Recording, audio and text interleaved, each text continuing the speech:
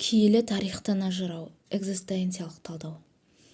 Бұл ең классикалық қисса саналады, себебі оқиға желісі Құран кәрімде молынан баяндалған. Сондықтан жұрттың көбі біледі. Қиссаның елге кең тараған негізгі идеясы асып таспау. Яғни Мұса калимулланың көңілі өсіп, өзін білімді адам санайды. Әдетте бұлай мастану білім теңізіне түскен барлық адамға тән. Тәңірдің ілімі шексіз әрі түпкі себебі құпия екенін ұқтыру үшін ұлық Алла сынақ қалады. Мұсаға ілім үйретуге Қызыр атаны жұмсайды.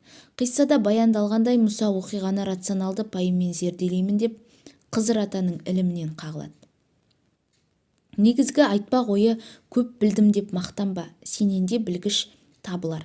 Қиссаның енді бір мағынасын сопылар тәпсірлеген. Олардың пайымынша рухани ізденіске түскен тақуаны Қызыр ата сияқты білгір ұстаз жетектей алмаса, өз бетінше адасып кетуі мүмкін. Тарихта ондай фактілер де кездескен.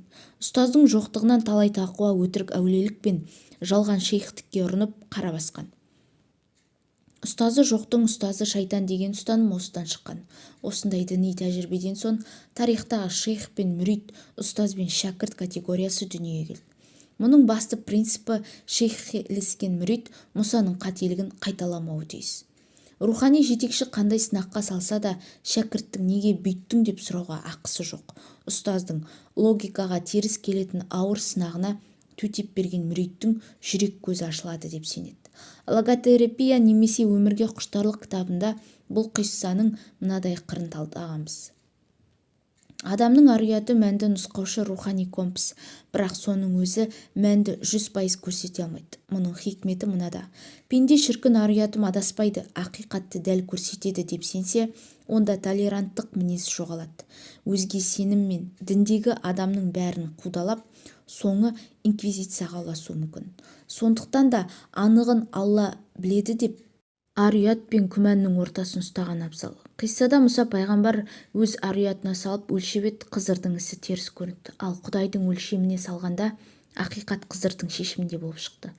Сондай-ақ ар-ұят мәнді 100% көрсетеді деп алатын болса, адамның тәуекелшіл қасиеті мұқалады. Себебі ар-ұятына сеніп іс қылмай қояды.